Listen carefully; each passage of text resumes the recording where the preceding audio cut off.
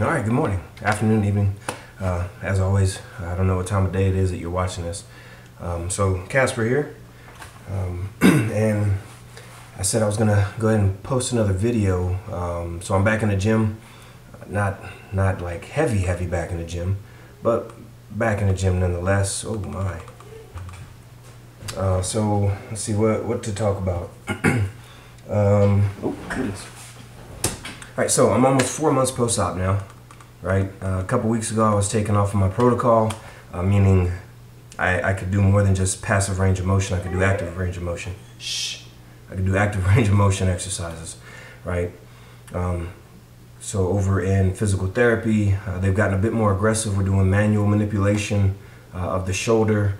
Some of my sticking points, some of the problems that I'm having right now, inside the shoulder itself, from what I understand talking to the physical therapists, for me the majority of the tightness is here in the front portion of the shoulder, the deltoid, but a lot of that is actually coming from the tightness in the bicep and then the subscap here, so here underneath the I'm about to say the solar plexus in the front, underneath my scapula and my traps. So they've been working manual manipulation there, so getting in there with knuckles, trying to break the tissue up a little bit. They've also been doing acupuncture, right? So the little needles, they'll place one in, they twist and press until there's a reaction. Usually that means that my muscles are jumping, but that's a good thing. It tightens and then releases. So that's going pretty well. I've got pretty good range of motion, active-wise. So again, front. Even laterally, I'm able to get my arm up a lot higher than I could previously. The biggest issue that I'm having right now is 90 degrees and then pressing down on the shoulder. It causes some discomfort inside of the shoulder itself, but it's getting better as well. So right now the biggest concentration that we have for my shoulder recovery is just that, working through that portion specifically. I've got to follow up with my surgeon. So 2 days from now would be 4 months exactly. On the 15th of April, I'm going to follow up to go ahead and talk about the elbow and the bone spur. So this will likely, draw out even further. Over this past weekend, though, I went to a local event called the Copper Classic. My little sister told me that if you do the hashtag Copper Classic, some of the pictures and stuff from the event will come up. So it was this past weekend. It's down here in Sierra Vista, Arizona, right? So our small little town, and I'm seriously considering trying to get into some kind of shape to at least show, even if I'm not going to be competitive to the point where I'll place. I think it would still be good for me to have as a goal, right? To set a goal for myself. This lighting is horrible. So that I have something to reach toward. So today's workout, talking about trying to get into the position to be able to compete.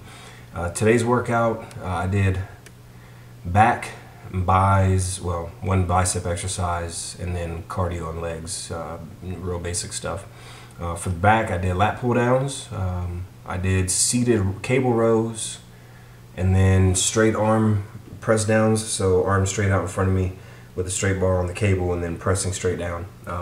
And then also, because I want to work on that shoulder and strengthening it laterally, holding my arms straight out and then pressing down on the cable as well, to try to work on the strength inside of the shoulder.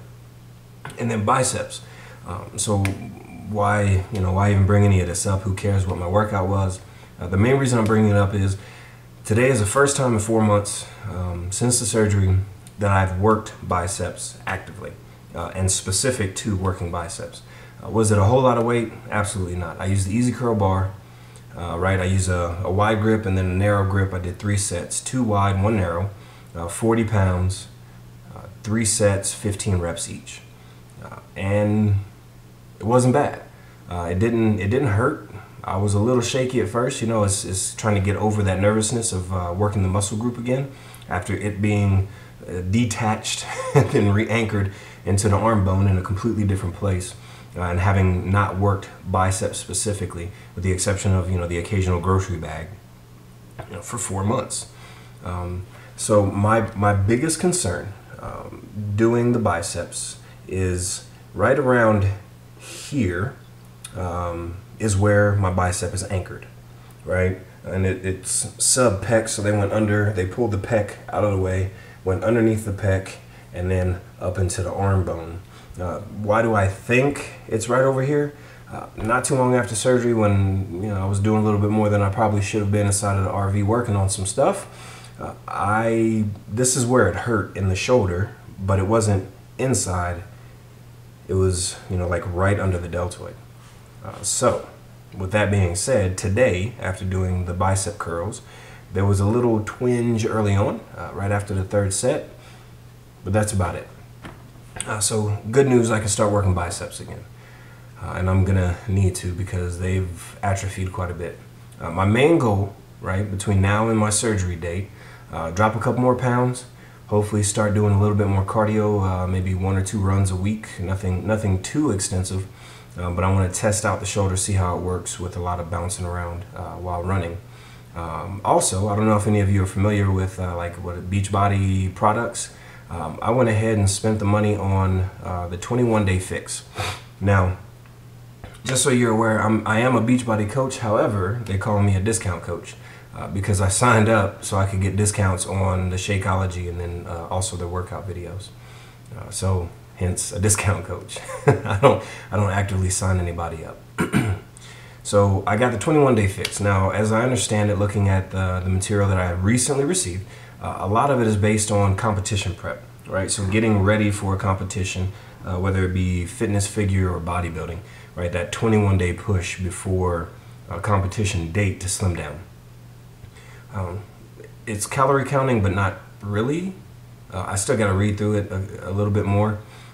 You pick whatever, however many calories that your body needs over the course of a day, and then over the course of the 21-day period, they step you down for your carbohydrates and a couple other things. I'll tell you right now, I'm not super excited about the fact I can only have a teaspoon of peanut butter, because I love me some peanut butter, but I'll figure it out as I go.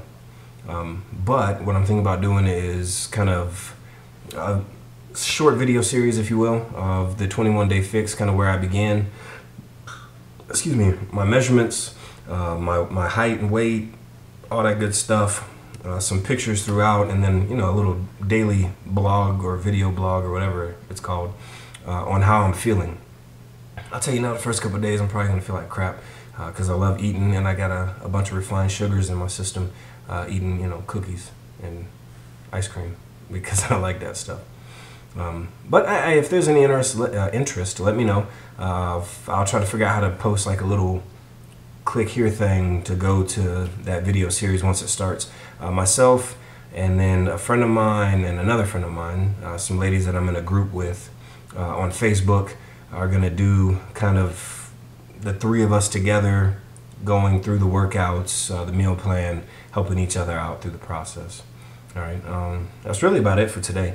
I just wanted to throw a quick update in here, talk about some of the range of motion stuff that I'm able to do now at about the 4-month mark, which I think is pretty good. I've read articles of other people that were back to 100% in 6 months, but the flip side of that is there are other people that 6 months into it, into recovery, they did a little bit too much too fast, re-injured or re-tore their biceps tendon, or caused more damage inside of their shoulder, the labrum. Even more importantly, some folks have actually said that they've had issues with their rotator cuff, right? Keeping in mind that you've been inactive for an extended period of time, for a number of months now, at least weeks, and everything in your shoulder, upper arm is atrophied. So trying to go headlong back into it, you run into it too quick, there's a good chance that you're going to re-injure or tear something completely unrelated to your original injury. You might find yourself back under the knife. So please, please, please, take your time getting back into it. If you feel like, man, this is too easy, good. Do a couple more sets of too easy. See how you feel the following day. Keep track, right? I've got, if you'd like a copy of it, I've got my little spreadsheet that I built on Excel. I can save it off as a JPEG and stick it somewhere. Y'all let me know. But this allows me to track how many sets, what the exercise is, and then I've got a little note section. If you have Excel and you want a copy of this, I'm more than happy to send it to you, and then you can make whatever adjustments that you want to. But I think that is going to be very important, keeping track of where you are when you start working out. And when I say where you are, I don't mean like, let's see how far I can push it. I mean, start with 5 pounds. Do 3 sets with 5 pounds. At the end of that, you're feeling pretty darn good. Write down on the paper, hey, Monday, feeling pretty darn good. And then Wednesday, when you go back to the gym and it hurts, you're like, man, that doesn't feel great. Write down, Wednesday, didn't feel great 2 days after the workout, right? So you can keep track of where you are physically. Let's not re-injure. Let's make sure that we stay healthy, all right? Thanks again for watching.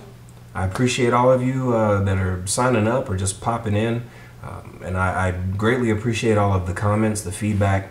If there's anything that I can do for you, if you have questions or comments of me, as always, please feel free to throw those in there. And I will reply as quickly as I possibly can, all right? Y'all have a great day, have a blessed day, and we will see you next time.